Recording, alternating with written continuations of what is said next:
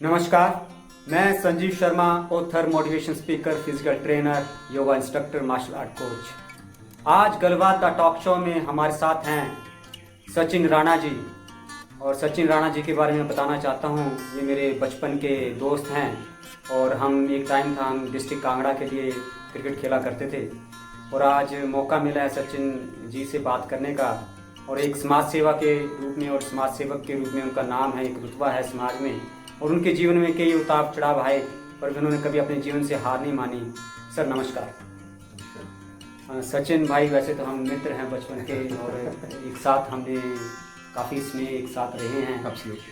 तो मैं चाहता हूं कि आज गलबात में आप हमें बताएं कि आपकी जो गलबात हमारा है शुरू, तो आपकी शुरुआत कैसे हुई, स्कूल कहाँ से आपका? स्कूलिंग तो मैंने केवी से की है। मतलब मैं ये समझता हूँ कि स्कूल और जो एजुकेशन है वो सिस्टम तो ऑब्वियसली हम लोग क्रॉस करके आ चुके हैं। तो आपका ये जो टॉक शो आप चला रहे हैं गलबात, तो इसका जो महत्व है, जो लोगों तक आप चीज़ें पहुंचा रहे हैं, वो एक बहुत ज़रूरी चीज़ है कि लोगों को अपनी उस सिचुएशन से, जो बुरी सिचुएशन में जो आज वो हैं, उनको वहाँ से आप कैसे निकाल पाए। तो ये आपका टॉक शो इसमें मदद कर रहा है। तो मैंने देखा था आपका टॉक शो, तो मुझे अच्छा लगा, तो इसीलिए मन भी किया कि आपसे मिलता हूँ और अपने विचार प्रकट करता हूँ।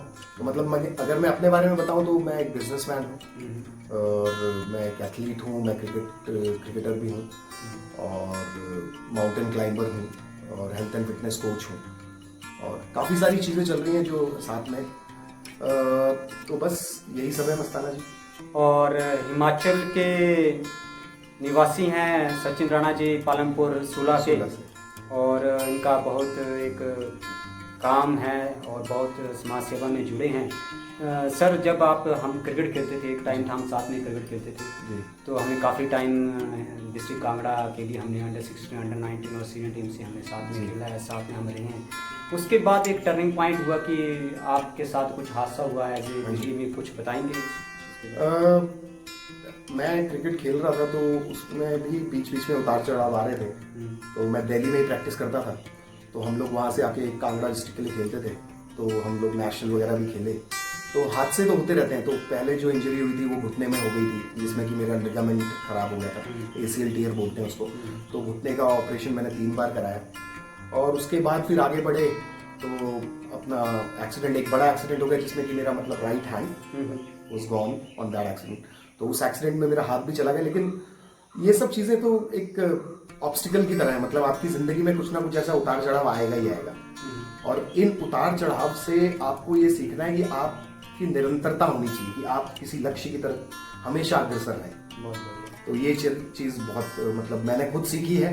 जब ऑब्स्टिकल्स आपकी लाइफ में खुद आते हैं तो आप उनसे ही सीखते हैं। सचिन भाई, जब आपके साथ ऐसा हादसा हुआ तो एक टाइम आया हो कि आपका थोड़ा डीमोटिवेट हुए होंगे कि यार क्या मेरे साथ हो गया? Demotivation absolutely. तो डीमोटिवेशन थी भाई जी, डीमोटिवेशन थी, लेकिन that is only for 2 days। मतलब सिर्फ 2-3 दिन मुझे ऐसा लगा कि मेरा सीधा हाथ चला गया।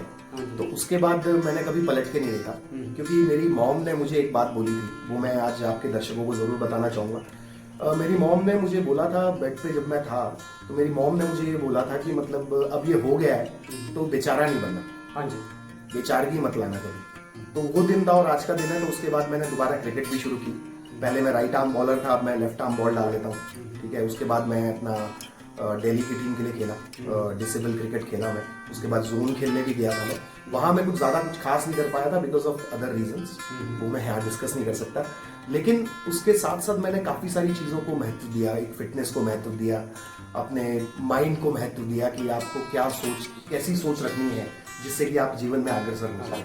बहुत बढ़िया। तो आप कुछ और बताएंगे, जैसे उसके बाद आपने कई काम स्टार्ट किए हैं? हाँ जी, हाँ जी। तो उसके बाद मतलब जब ये हो गया तो मेरे लिए सबसे बड़ा चैलेंज यही था कि मतलब मैं ज़िंदगी में अब क्या करूँगा। तो ऑब्वियसली मैंने दोबारा अपनी कंपनी ज्वाइन की, प्राइवेट लिमिटेड फॉर्म में मैं जॉब करता था। तो वहाँ पे मुझे जॉब मिली, हाँ जी, गुड़गांव में। तो वहाँ पे मुझे जॉब तो थी ही मेरी। तो 6 महीने बाद मैंने ज्वाइन किया था। तो ज्वाइन करने के बाद काफी सारी दिक्कतें आई। लोग मुझे उस दयनीय स्थिति से देखते थे, उनकी नजरों से भागना पड़ता था कई बार।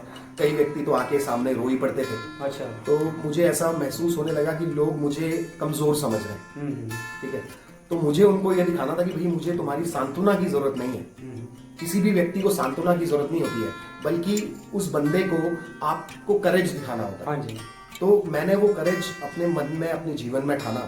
उसके बाद मैंने माउंटेनियरिंग स्टार्ट की। माउंटेनियरिंग? हाँ जी, माउंटेनियरिंग मैंने स्टार्ट की। तो अभी तक मैं ऑलमोस्ट 5-6 पीक कर चुका हूँ। तो अभी जो लेटेस्ट मैंने किया था वो किया था कनामू पीक। वो कनामू पीक किब्बर में है, स्पीति वैली में।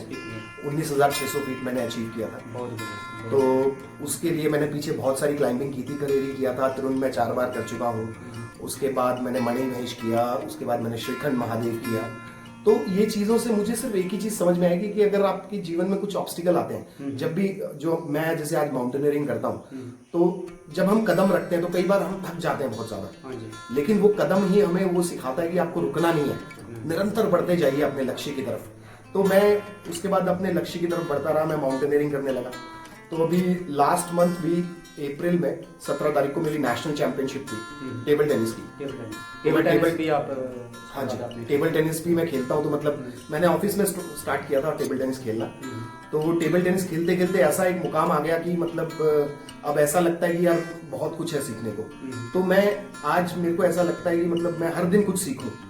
तो सबसे जो बड़ा विनर होता है वो वही व्यक्ति होता है जो हर दिन कुछ सीखता है, हर सिचुएशन में कुछ सीखता है। अदरवाइज तो आप देखें लाइफ में लोग नेगेटिविटी ही नेगेटिविटी भरी हुई है। लोगों की नकारात्मक सोच को बाहर लेके आना, क्योंकि वो बहुत ज्यादा नकारात्मक हो चुके हैं। तो हमें सिर्फ पॉजिटिव थॉट्स लोगों को देने हैं और वही थॉट्स में लोगों में फैला। हमारे पास पॉजिटिव चीज होनी चाहिए, जब बाहर आए तो पॉजिटिव और सकारात्मक। बिल्कुल बिल्कुल। सचिन सर, आप समाज सेवा के साथ भी जुड़े हैं और समाज सेवा में आप कर रहे हैं योगदान, तो आप बताएंगे समाज सेवा के? समाज सेवा सर, मैं कोई ऐसा कोई समाज सेवक नहीं हूँ बहुत बड़ा, बट आपके यूट्यूब में चैनल है आपका जिसमें हम देखते रहते हैं। मेरे चैनल का नाम है सचिन रॉकी राणा। हाँ जी। वो लोग आप भी सर्च कर सकते हैं, जितने भी व्यूअर्स हैं।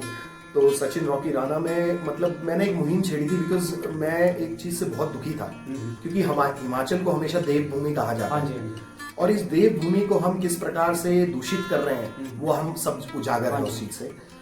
मेरा जो मुहिम है वो सिंगल यूज प्लास्टिक के ऊपर ज्यादा मेरा महत्व है। कि हम लोग कुछ भी चीजें, आप घर में दालें लाते हैं, कोई बच्चा चिप्स खाता है, किसी भी रूप में, चाहे दूध की थैली है, तो वो थैलियों को हम लोग कहीं भी फेंक देते हैं। हम लोग सोचते हैं कि हम अपने वो 4 दीवारी, जिसको हम घर कहते हैं, वही हमारा घर है, उन 4 दीवारी को।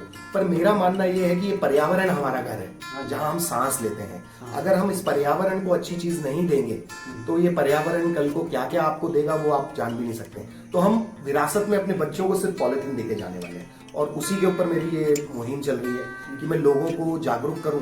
तो मैं इसमें एक पॉइंट बोल सकता हूँ, ये पॉइंट जरूरी है सबको बताना आपके माध्यम से, कि हम लोग क्या कर सकते हैं।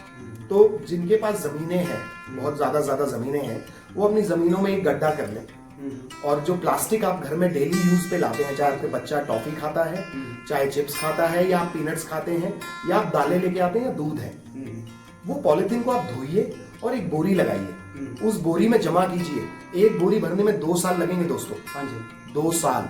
उस 2 साल के बाद आप जाके उसको दे आइए। सरकार 75 रुपए किलो पॉलिथीन उठा रही है सिंगल यूज, लेकिन आप लोग देंगे नहीं और उसको नदियों में बहा देंगे। कई लोग जलाने की बात कर रहे हैं, कई लोग उसको कहीं भी डंप कर देते हैं। तो ये गलत है दोस्तों। ये अभी ये अच्छी जानकारी आपने हमें दी कि गवर्नमेंट भी इसका यूटिलाइज कर रही है। 75 रुपए किलो गवर्नमेंट लेती है सिंगल यूज प्लास्टिक। तो ये हमें एक और जानकारी नहीं थी। हाँ जी, एक और चीज मैं आपके चैनल के माध्यम से बताना चाहूंगा। सिंगल यूज प्लास्टिक की थ्रोइंग पर 24,000 रुपए का चालान है, लेकिन अभी तक कोई चालान नहीं हुआ। अच्छा। मुझे लगता है कि सरकार को चालान करने की जरूरत है, क्योंकि चालान करेंगे लोगों को बिना डंडे के कुछ समझ नहीं आता है।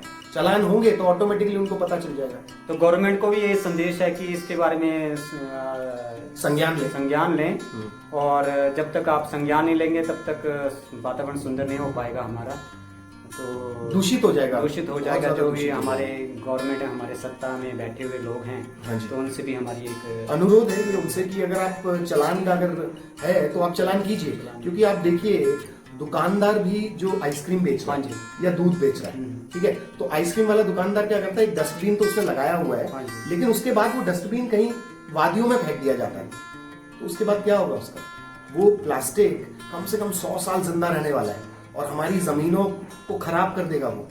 और आप सोचते हैं कि हमें टूरिज्म हब बनाना है हिमाचल को, ऐसे तो नहीं बनेगा टूरिज्म हब, ऐसे नहीं बनेगा। ऐसा मुश्किल है बहुत। अगर सुंदर सुंदर आपने बाकी सिटी देखनी है वर्ल्ड की, तो उन वहाँ एक भी पॉलिथीन नहीं मिलेगा। नहीं मिलता, बिल्कुल नहीं क्योंकि मैं कुछ कंट्री में घूमा हूँ, मैंने देखा है जो सुंदर सिटी हैं, तो वहाँ पॉलिथीन तो आम लोगों के अपनी जिम्मेवारी के हिसाब से पॉलिथीन उठा लेते जी। हैं, वो फेंक नहीं देते, कोई दूसरा फेंक रहा होगा उसको वहीं तोड़ देते हाँ हैं। जी। पर हमारे में दूसरा कोई फेंक रहा है तो दूसरा आदमी देख रहा है चुपचाप, जी। वो उसको बता नहीं रहा है भाई हम टोक नहीं रहा। अगर टोकना शुरू कर देंगे तो मेरे को लगता है कुछ इसमें एक और चीज मैं बोलना चाहूंगा कि हम लोग हिमाचली हाँ जी। या पालमपुर, धर्मशाला, कोई भी और डिस्ट्रिक्ट हिमाचल। हिमाचल की, पूरे हिमाचली लोगों का एक ही दायित्व होना चाहिए, जब वो खुद जागरूक होंगे, हाँ जी। तो लेट्स से कि कोई टूरिस्ट आपको दिखता है जो बोतल फेंक रहा हाँ है, जी। पॉलिथीन फेंक रहा है, तो आप उसको टोक सकते हो, लेकिन खुद ही में कमी होगी तो आप टोक नहीं पाएंगे। हाँ जी। हाँ जी। तो सबसे पहले तो अपनी कमियां निकालना बहुत जरूरी हाँ है। नहीं, राइट, आपने सही बोला। हाँ जी। तो सचिन सर, आप कई कंपनियों के साथ भी जुड़े हैं, हाँ जी। और कई लोगों को आपने रोजगार का माध्यम दिया हुआ है, जी। तो उसके बारे में आप बताएं। जी, मैं डील कर रहा हूँ स्टेम सेल्स में। हाँ जी। It's latest technology on which I am working. तो मैं अपने जितने भी यूथ लाइफ ही टेक्नोलॉजी, आज का तो टेक्नोलॉजी का जमाना है। जी, हाँ जी। तो जितना भी यूथ है उनको मैं सिर्फ एक ही संदेश देना चाहता हूँ, मस्ताना जी, बिफोर कमिंग टू बिजनेस, हाँ जी। मैं बिजनेस की कोई भी बात करूं तो उससे पहले एक चीज मैं आपके चैनल के माध्यम से बताना चाहता हूं लोगों को। हम लोगों की कमी क्या है कि हम लोग कभी भी समय का पालन ठीक से नहीं करते। हाँ जी। ठीक है, समय का पालन नहीं करते जब हम ठीक से, तो हमारे जीवन में हमेशा खराबी ही आती चली जाती है, बुरी चीजें ही आती चली जाएंगी। आप देखें कि आज का यूथ बुरे बुरे व्यसनों से फंसा हुआ हाँ है। जी। शराब हो गई, भांग का नशा हो गया, अफीम का नशा हो गया, कई लोग टैबलेट्स ले रहे हैं। तो ये कहां से आई हैं? ठीक है, ये कहां से आई हैं? हम लोग इसके बारे में कोई बात नहीं करना चाहता, हाँ जी। लेकिन इसके बारे में वो लोग उन लोगों से पूछिए जिनके बच्चे घर में दुखी हैं। दुखी हैं, एनवायरनमेंट खराब हो गया, पूरा सिस्टम खराब हो सिस्टम चुका खराब है, हो गया, और हर कोई फंसा जा रहा है उस चीज में, उस चीज में फंसा जा रहा क्योंकि है। माहौल ही ऐसा हमें मिल रहा है, और उस चीज में बाहर निकलना आज के यूथ के लिए बहुत टफ सा भी हो गया है, टफ सा तो क्योंकि माहौल ही ऐसा मिल रहा है। अब अगर उससे बाहर निकलना चाहता है तो वो उसको एक अलग सी दुनिया अपनी बसानी पड़ेगी। बिल्कुल। तो उसके लिए एक अच्छी किताबें, अच्छे लोगों के साथ आपको मिलना पड़ेगा। अगर संग आप करना पड़ेगा। इस चीज में आ भी गए हो तो आप बाहर आ सकेंगे। बिजनेस तो तभी होता है ना सर, कि जब आपके मन में कुछ नई जोत जगती है। हाँ जी। ठीक है, कि मुझे ये काम करना है, मुझे ये काम क्यों करना है। आप लोग अपने आप से सवाल पूछिए, जितने भी दर्शक हैं, कि आप कोई भी काम क्यों करते हैं। ठीक है, आपको जब उस चीज की क्लैरिटी हो जाएगी तो आपके लिए कोई भी काम मुश्किल नहीं रह जाएगा। ठीक है, हम लोग मोस्टली जितने भी हमारे दिहाड़ीदार मजदूर हैं, जितने भी हमारे भाई बहन आज की डेट में कोविड के टाइम में घरों में खाली बैठे हैं, खाली बैठे हैं। ठीक है, तो वो लोग खाली बैठ के भी बहुत कुछ कर सकते हैं। ठीक है, अब जैसे मैं अपना बिजनेस हैंडल करता हूँ, मैं मोबाइल फोन से हैंडल करता हूँ, मैं कहीं भी जा सकता हूँ, कहीं भी ट्रैवल कर सकता हूँ। आई हैव ट्रैवल्ड ऑलमोस्ट 3 और 4 कंट्रीज नाउ। सिंगापुर सर, आप तो हमारे लिए एक उदाहरण बने हुए हैं, हमारे यूथ के लिए एक उदाहरण है। इतना आपने स्ट्रगल किया और एक बताया है लोगों को कि हार नहीं माननी, हार नहीं माननी, बिल्कुल सही बात है। और सबसे बड़ी बात है कि जिस हादसे होते हैं लाइफ में, हादसे के बाद भी हार ना माने, और उसी को इंसान कहता है, क्योंकि हादसे तो नेचुरली एक पार्ट भी है लाइफ का, होंगे। पर कुछ ऐसे हादसे होते हैं कि लोग बिल्कुल निराश हो जाते हैं उनसे ना। तो आप कुछ कहना चाहेंगे कुछ हमारे माध्यम से कि जैसे ऐसी माहौल आ जाए? निराशा, देखिए जी, तो सर हमारा वो जो टॉपिक जा रहा था उसमें आप। हाँ, टॉपिक ये था कि लाइफ, जिंदगी जो है ना, एक फॉगी रोड की जैसे है। हाँ जी। दूरी पड़ी होती है ना, हाँ जी। धुंध पड़ी होती है, तो आप उस रोड पे, जिस रोड पे धुंध पड़ी हुई है, जब धुंध पड़ती है ज्यादा, तो धुंध पड़ी होती है तो आपको तब तक रास्ता नहीं दिखता जब तक आप थोड़ा और आगे ना जाए। हाँ जी। तो जिंदगी भी एक फॉगी रोड के जैसी है, जब आप आगे चलना शुरू करेंगे तो आगे का व्यू आपको क्लियर होता चला जाएगा। तो मेरी सभी दोस्तों से एक ही गुजारिश है कि वो जिंदगी में हमेशा अपने जो गोल्स हैं, ड्रीम्स हैं, उनके ऊपर काम करें, अपने जीवन के लक्ष्य बनाएं। बिना लक्ष्य विहीन अगर आप कोई बाण भी छोड़ें और उसका कोई लक्ष्य नहीं है तो उसका कोई फायदा नहीं है। अगर आपका लक्ष्य है तो ऑटोमेटिकली आप दिन प्रतिदिन उस लक्ष्य के प्रति आगे बढ़ते रहें, और जीवन में कुछ अच्छी चीजें करें ताकि लोगों का संग भी मिले। हाँ जी, और एक सही उद्देश्य के साथ आगे बढ़े कि जो गोल लिया वो भी सही होना चाहिए। Absolutely right. उस गोल के बिना कुछ गेम नहीं होती है। अगर आपके गोल क्लियर है तो आप धीरे धीरे उसी की तरफ अग्रसर होते चले जाते हैं। सर, हमारा जो भारत देश है, इंडिया है, भारत है, उसको अगले 5 साल में आप कहाँ तक देखना चाहेंगे? भारत के ऊपर बोलने के लिए मैं बहुत छोटा इंसान हूँ, पर इंडिया जिस तरीके से आगे बढ़ रहा है वो अच्छा कर रहा है जो भी है, क्योंकि आप देखिए धीरे धीरे हमारा भारत है, हमें अपने देश से प्यार है, आगे बढ़ रहा है। क्योंकि आप देखिए कि बच्चों की एजुकेशन जिस तरीके से हम लोग पढ़े हुए हैं, मैं और आप पढ़े हुए हैं, आज वो एजुकेशन उससे भी एडवांस चल रही है। ठीक है, तो आपको पता चल जाएगा धीरे धीरे हम लोग खेलों के प्रति जागरूक हो रहे हैं। जैसे पहले हमारे बड़े बूढ़े एक डायलॉग बोलते थे, खेलोगे कूदोगे तो होगे खराब, पढ़ोगे लिखोगे तो बनोगे नवाब। तो उसको हमारी पीढ़ी ने, मेरी और इनकी पीढ़ी ने बदला कि खेलेंगे कूदेंगे तो बनेंगे नवाब, पढ़ोगे लिखोगे तो होगे खराब। तो ये बात गलत है। आप देखिए विराट कोहली को देखिए, आप महेंद्र सिंह धोनी को देखिए, आप हरभजन सिंह को देखिए।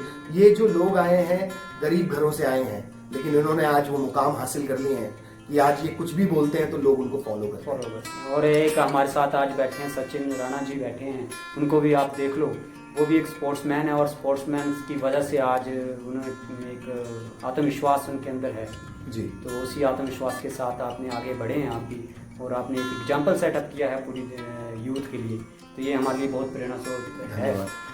और सर, ये जो हमारे युवा हैं उसके लिए आप कोई शब्द कहना चाहते हैं कि वो युवाओं के लिए? मतलब मेरे पास बहुत सारी चीज़ें हैं जो मैं बोल सकता हूँ, बट ये जो प्लेटफॉर्म है हमारा कम पड़ जाएगा। पर युवाओं के लिए एक ही संदेश है कि वो जीवन में क्या करना चाहते हैं उस चीज़ को एक लक्ष्य बना लें, बिना लक्ष्य के ना चलें।